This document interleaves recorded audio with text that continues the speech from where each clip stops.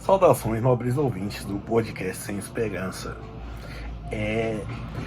Vou explicar uma coisa básica, como se formam as ideias, certo?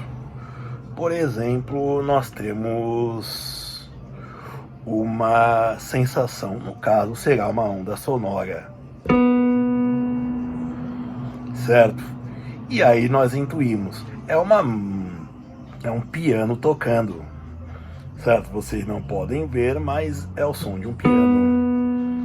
É só que a intuição diz. E na criação de conceitos, que são as experiências de vida, nas informações instrutivas, nós sabemos que esta nota é Si, certo? Essa nota é Si e essa nota é Ré. Para dar um exemplo bem musical, então nós temos a sensação de ouvir um barulho que nós ouvimos o barulho e quando nós intuímos que é de um piano, e junto com os nossos conhecimentos, tudo mais, se cria o conceito de Si e Dó e Ré, certo? E isso se cria conceitos. E bom, aí você vai fazer algo.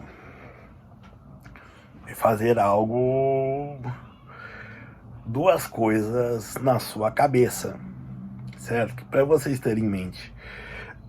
Por exemplo, voltando na melodiazinha bem simples, você vai ouvir vamos botar um ritmo.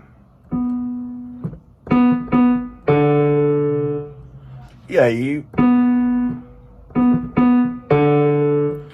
aí você vai ouvir essa melodia e vai pensar o que é.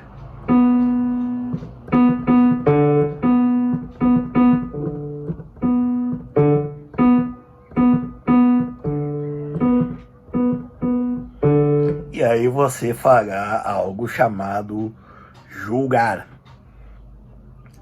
E desse julgamento necessariamente sai um juízo.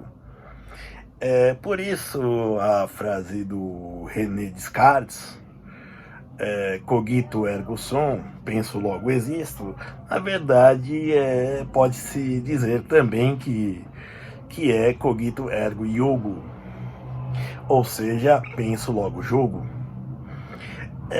E o que eu quero dizer com isso? Bom, você ouviu um barulho, viu que era uma nota de piano, com seus conhecimentos que são prévios, que são conceitos, você criou o conceito de nota Si e Ré, e ouvindo a melodia que eu criei, né, que eu fingi que eu toquei aqui, você julgou algo, e desse julgamento você chegou a um juízo, que é a conclusão. Você pensou, nossa, que porcaria, como ele toca mal.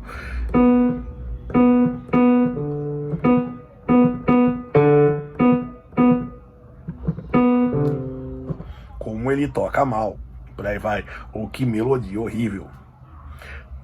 Bom, mas não estamos aqui para falar de música. O que eu tô querendo dizer é que basicamente para isso nenhum jornalista é imparcial, tá? E o que eu quero dizer com isso, já falei isso em outras ocasiões, mas não custa repetir, ninguém é imparcial, tá? Ninguém está acima das partes. Por exemplo, um juiz que julga, né? Ele tem como direito as leis, né? A ciência do direito como uma referência que está naquela parte dos conceitos para o quê? Para julgar o caso, as provas, as argumentações e por aí vai, certo? E nesse sentido aí se tem um juízo do juiz. E o jornalista também, ele recebe a informação, por exemplo, é, por exemplo, se não é ré, se não é ré, então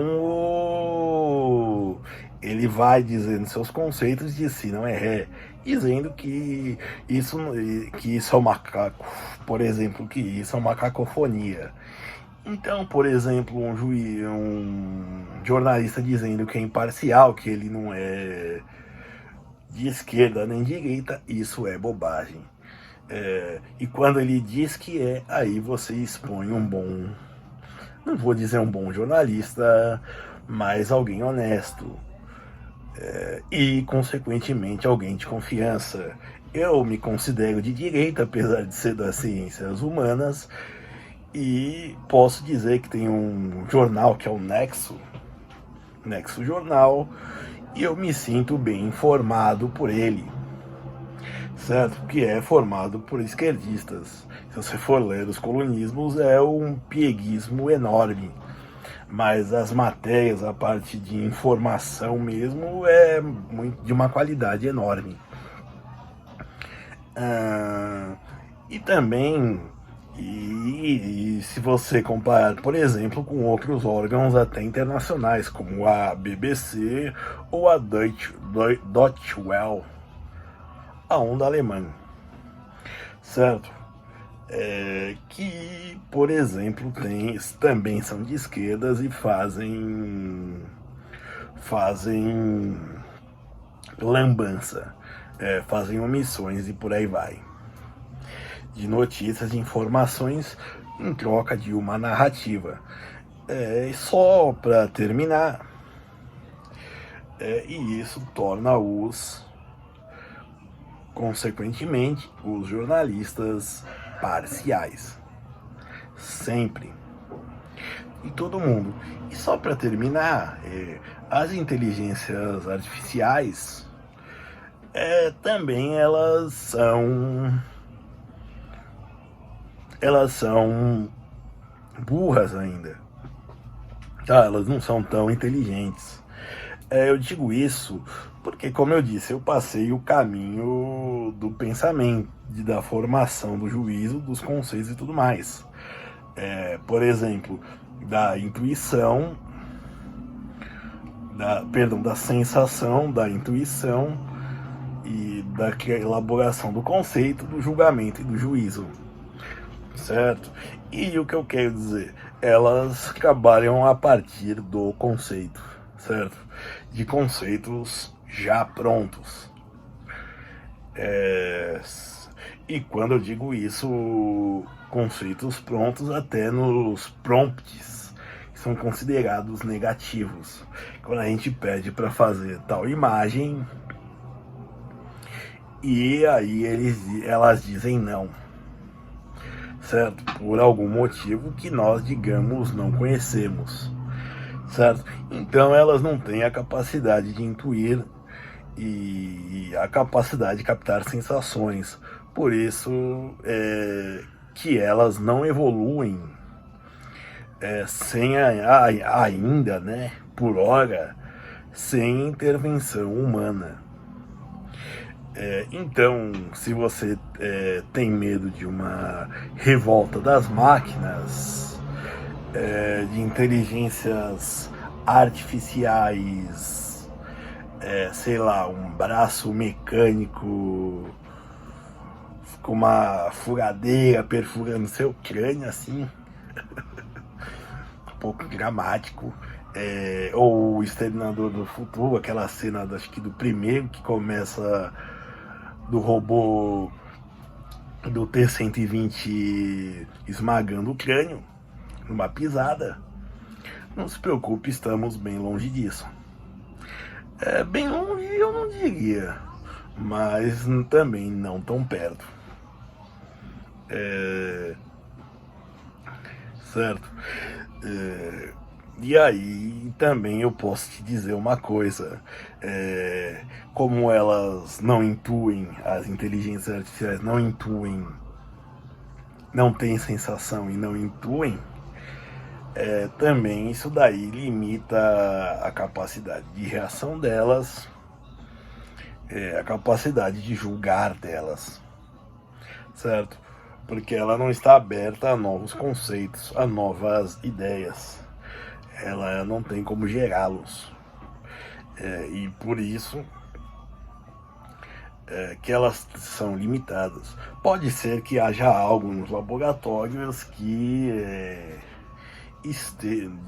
das grandes corporações e até mesmo de universidades e até mesmo de, vai saber, tem algum gênio maluco aprontando isso e nós não sabemos, mas o que nós temos acesso, cidadãos acebolados, consumidores, é essa inteligência artificial que é bem capenga, mas que deu uma evoluída.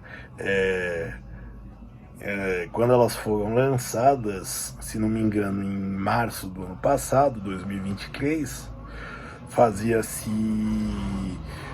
desenhava-se pessoas com mãos com 7 ou 8 dedos. E acho que em agosto esse problema já estava corrigido, certo? Imagine só que nem os desenhos que não tem o anelar, eles podem fazer um Mickey Mouse com um anelar. Bom, então é isso. Ninguém é imparcial, nem as inteligências artificiais, né?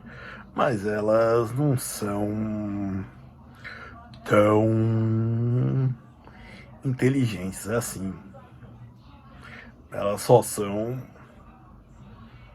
mais versáteis. E quanto a gente criando obras de arte, eu acho isso ótimo, porque a arte feita por humanos está um pouco pobre. Obrigado.